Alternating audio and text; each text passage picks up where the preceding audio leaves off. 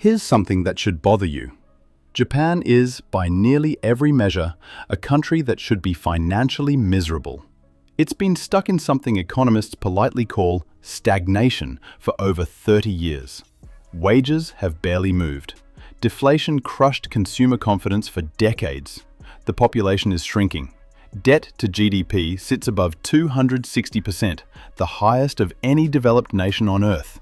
And yet, the average Japanese household saves somewhere between 15 and 30% of their income. Americans? Around 4. The British?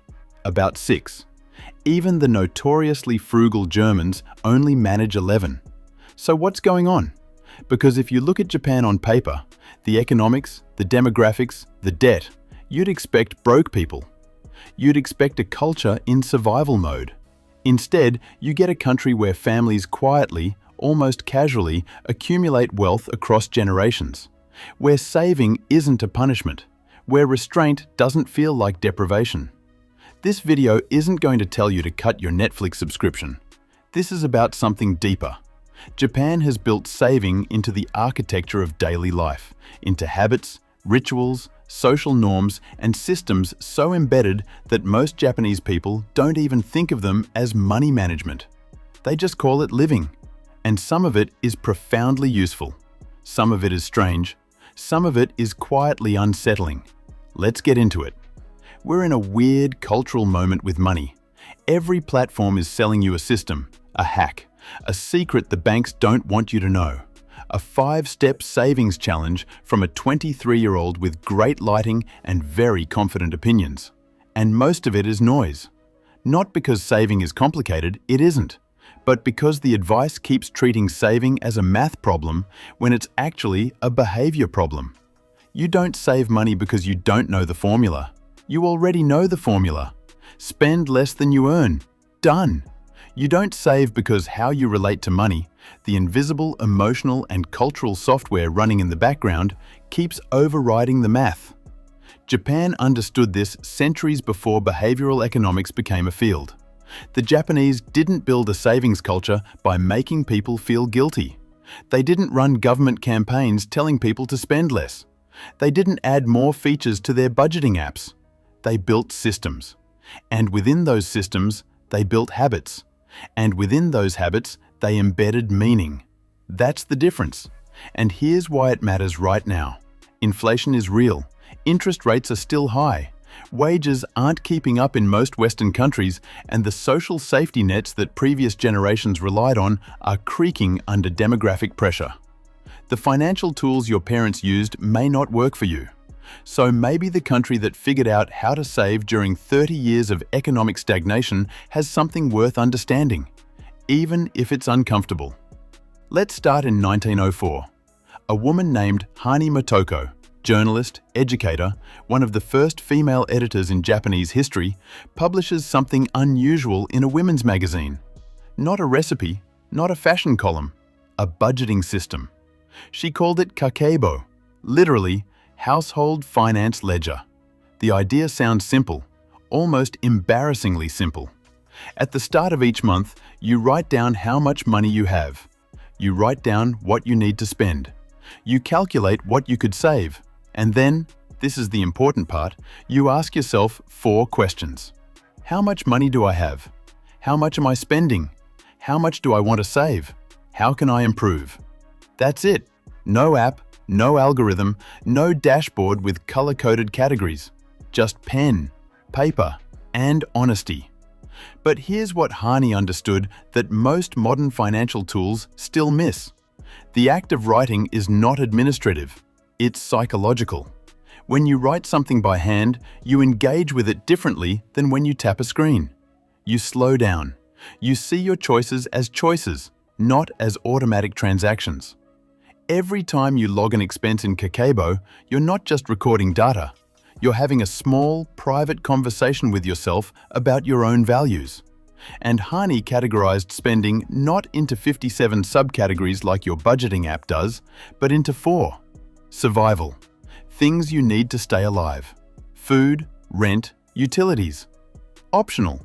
Things you want but don't need. Dining out, entertainment, culture, education, Books, concerts, anything that enriches you.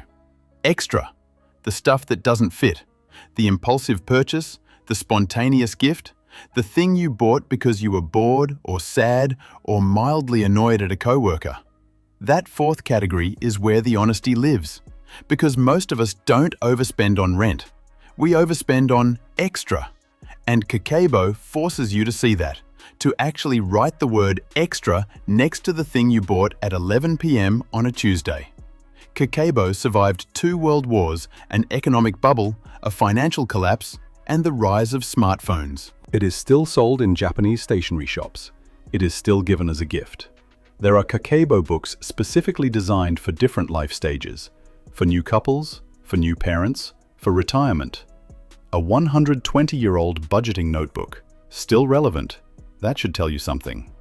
Here's a fact that behavioral economists find endlessly fascinating.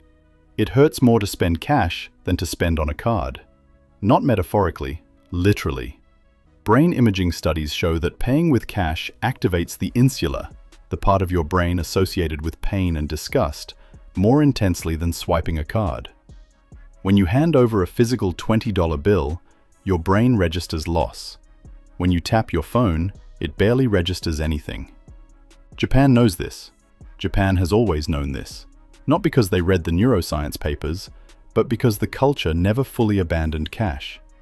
As of 2023, Japan remains one of the most cash-dependent economies in the developed world. Around 80% of transactions by volume are still conducted in cash. And, embedded within cash culture is a practice called Kakeibo's physical cousin, the envelope system, or in Japanese, bunbo, pocket-by-pocket allocation. At the beginning of the month, you divide your cash into envelopes. Each envelope has a label: groceries, transport, eating out, fun. When the envelope is empty, that category is done. No overdraft. No, I'll make up for it next month. The envelope is empty. You're done. This sounds primitive, almost laughably low-tech for a country that gave the world the bullet train and the Sony Walkman. But it works precisely because it's physical. The pain of emptying an envelope is real. The visual of a thin envelope is real. The decision to raid one envelope to fund another is real. And it forces you to confront exactly what you're sacrificing. You're not moving a number on a screen. You're physically taking money earmarked for groceries and spending it on izakaya drinks. Your brain knows the difference. And there's something else here, something cultural. In Japan, money given as a gift is almost always presented in a small, formal envelope called a pochibukuro. Whether it's a New Year's gift, a wedding present, or a gesture of gratitude, the money goes into an envelope. The container matters. The presentation matters. Money isn't just a number. It's something held, passed, treated with care.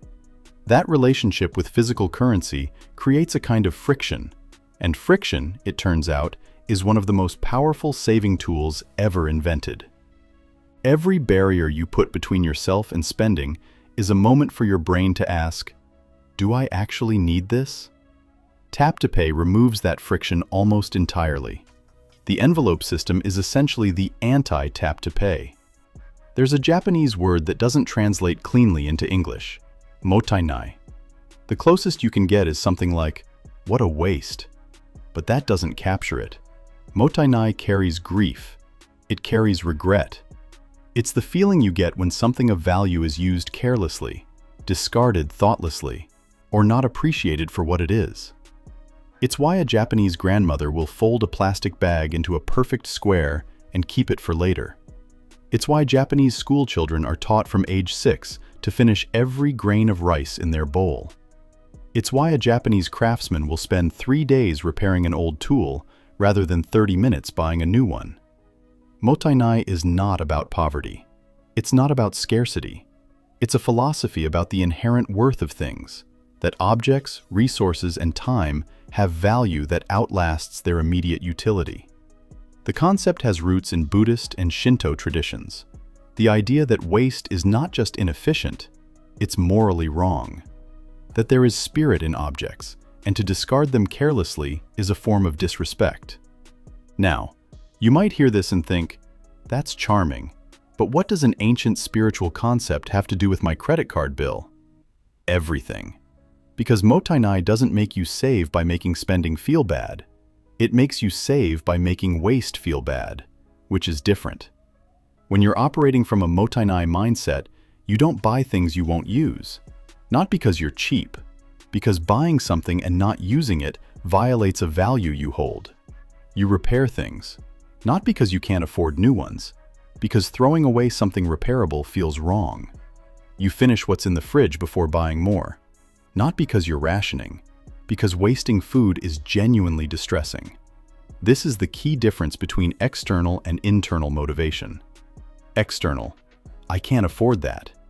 Internal, that would be wasteful, and I don't want to be wasteful. One makes you feel restricted. One makes you feel principled. Same behavior, completely different emotional experience. And here's the interesting wrinkle. Mottainai has been quietly going global. The United Nations uses it. Wangari Maathai, the Kenyan environmental activist and Nobel laureate, adopted the word directly because she said no other language had a term that so precisely captured the concept. A single Japanese word became an international environmental movement, because it turns out the entire world is looking for a way to make restraint feel meaningful rather than punishing.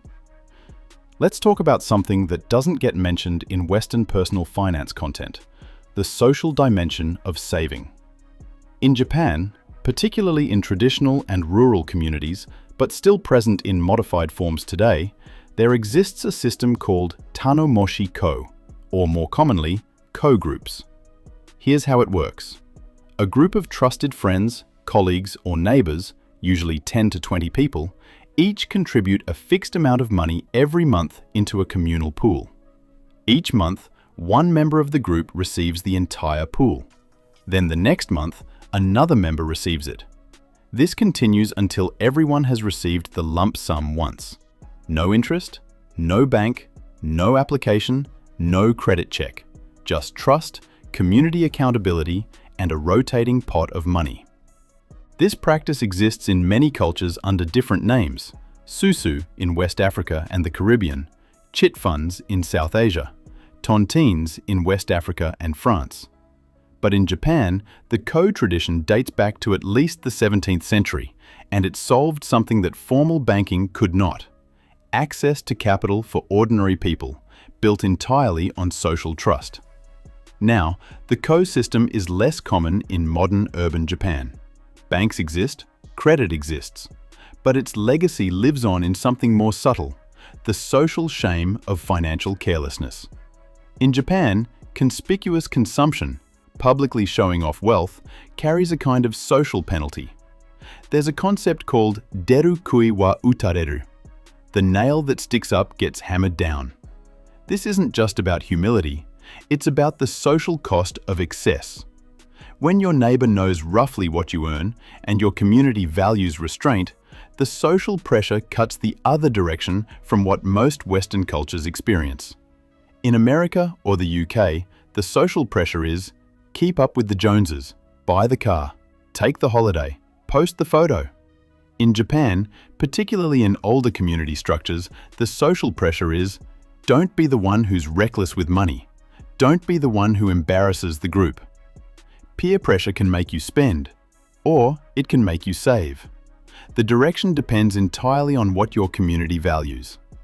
Alright, let's slow down, because this video would be dishonest if it stopped here and let you walk away thinking Japan is some kind of financial utopia where everyone meditates on waste reduction and peacefully deposits their Kakeibo savings into a high-yield account.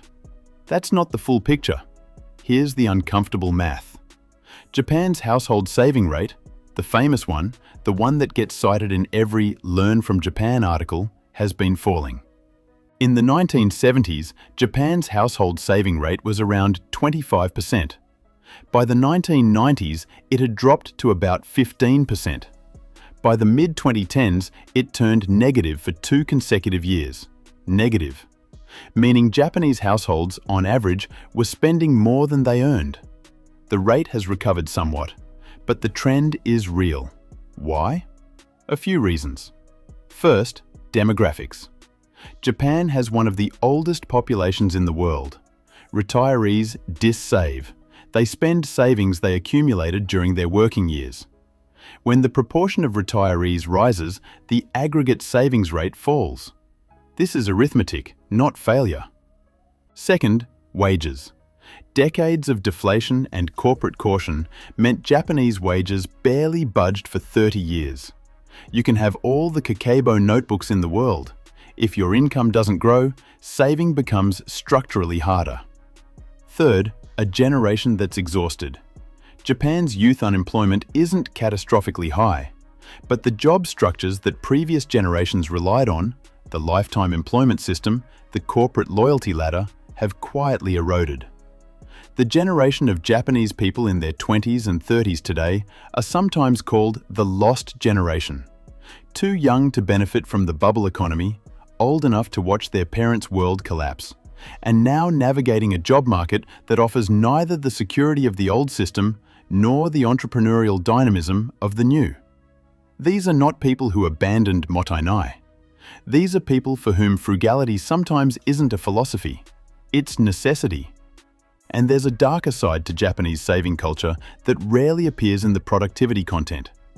The pressure to save, to never be a burden, to accumulate quietly, to not show need, contributes to Japan's profound isolation crisis. Japan has a government minister for loneliness. There are people in Japan, mostly elderly, disproportionately women, who have lived for decades in extreme solitude. Some are found only after they've been dead for weeks. The same cultural forces that produce discipline and restraint can also produce isolation and silence. A culture that values not being a burden produces people who cannot ask for help. That's worth sitting with. So what does this mean for you? Let's be honest about what's transferable and what isn't. You are not going to transplant Japanese culture into your life. You don't have a community co-group. The social architecture isn't there. You can't manufacture the collective shame of reckless spending if your neighborhood doesn't share the same values. You can't adopt Mottainai by watching a YouTube video. Values take years to form, not minutes to install. And anyone selling you a Japanese minimalism lifestyle course for $297 is selling you an aesthetic, not a system. But there are specific, concrete mechanisms that work regardless of culture. Number 1. Physical money creates friction. Friction creates reflection. If you struggle with overspending in a specific category, move that spending to cash or to a dedicated prepaid card with a hard limit. Not because cash is inherently virtuous, because the physical experience of spending changes your relationship to spending. This isn't spiritual, it's neuroscience. Number 2. A monthly reflection ritual beats daily tracking. The reason Kakeibo has lasted 120 years is not because it's comprehensive, it's because it's periodic. Once a month, you sit down, you look backward, and you ask, how can I do better? Daily tracking creates anxiety. Monthly reflection creates clarity. If budgeting apps stress you out, try a simpler practice. Once a month, 15 minutes, 4 questions. Where did the money come from? Where did it go? What did I want to save? What will I change? Number 3. Assign meaning to saving. The reason save for a rainy day doesn't work for most people is that a rainy day is abstract. It's formless. There's no emotional hook. Japanese saving culture attaches saving to specific rituals, specific relationships, specific purposes. New Year gifts for children, seasonal celebrations, care for aging parents. The money has a face, a reason, a relationship. If you're struggling to save, the problem might not be math. It might be meaning. What are you saving for? Specifically, with a name. Give it a name. There's a bigger story here that we need to acknowledge. Japan's saving culture wasn't built in a vacuum. It was built in a country that, for much of the 20th century, offered its citizens something increasingly rare: security, lifetime employment, company pensions, social cohesion, shared sacrifice. The frugality worked partly because people knew what they were being frugal for. They saved because saving led somewhere. Loyalty to the company, to the neighborhood, to the family. These weren't abstract values. They were systems that delivered concrete returns. The erosion of Japanese saving, particularly among the young, tracks almost perfectly with the erosion of that implied social contract. Why save when the pension system may not exist by the time you retire? Why be frugal when wages don't rise? Why delay gratification when the future feels opaque? These aren't irrational questions. They're the rational response to a broken deal. And if you're watching this in the UK, the US, Australia, Canada, anywhere the housing market has decoupled from wages, anywhere the retirement system is under pressure, anywhere young people feel like the rules changed midway through the game, you already know this feeling. The Japanese story about saving is inseparable from the Japanese story about what saving was supposed to get you. The habits are real. The philosophy is genuine.